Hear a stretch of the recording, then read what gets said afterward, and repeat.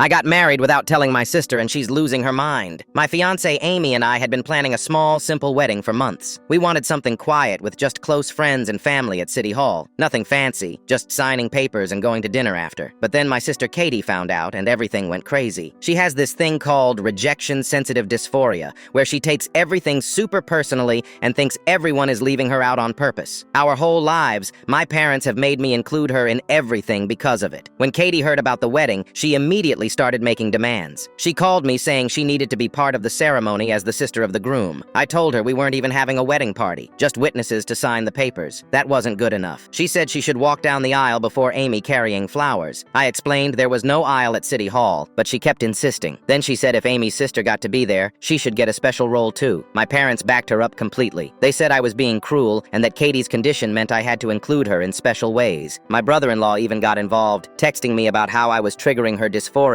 and needed to be more understanding. Things got worse when Katie started planning my wedding for me. She sent me links to dresses she wanted to wear and ideas for a reception. She made a whole Pinterest board about sister of the groom traditions that don't even exist. I kept telling everyone we wanted something simple, but nobody listened. My mom called Amy's dad trying to get him on their side, saying he must want a big wedding too, but he never said that. He was actually relieved we were keeping it small since Amy's sister just had a huge wedding and her brother was planning one for next year. The final straw came 2 weeks before our planned date. Katie texted me a list of demands. She wanted to give a speech, sit at a head table, and have special photos taken with just me and her. She said her therapist agreed she deserved this because of her rejection sensitivity. I called her and said no to everything. I told her Amy and I were having the wedding we wanted, not the one she was planning. She started crying and said I was abandoning her and making her dysphoria worse. Then she hung up on me. My parents called an hour later, furious. They said I was being selfish and needed to accommodate Katie's needs, that she'd been in therapy talking about how excited she was to be sister of the groom. I told them this was my wedding, not Katie's therapy session. That's when Amy and I made a decision. We moved up the wedding date and didn't tell my family. On Friday afternoon, we went to City Hall with just Amy's dad, her sister and brother-in-law, her brother and his fiancée, and my best friend and his wife. The ceremony took 10 minutes. We signed the papers, said our vows, and it was done. That night, we all went to a restaurant nearby and had dinner. Everyone wore regular clothes they already owned. We took some photos and just enjoyed being together. No drama, no demands, just celebrating. Amy and I spent Saturday together as a married couple and went back to work today. We didn't post anything on social media or tell anyone else. My parents found out on Sunday when my mom called to discuss wedding plans. I told her we already got married and she started screaming. She said I ruined Katie's life and that I was a horrible brother. Katie has been blowing up my phone with texts about how I betrayed her and made her dysphoria spiral out of control.